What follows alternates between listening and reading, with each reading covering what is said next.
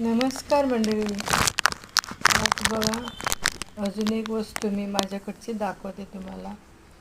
ही वस्तू पण आपल्या किचनसाठी खूप युजफुल आहे आणि तुम्ही पण नक्की ही वस्तू घ्या.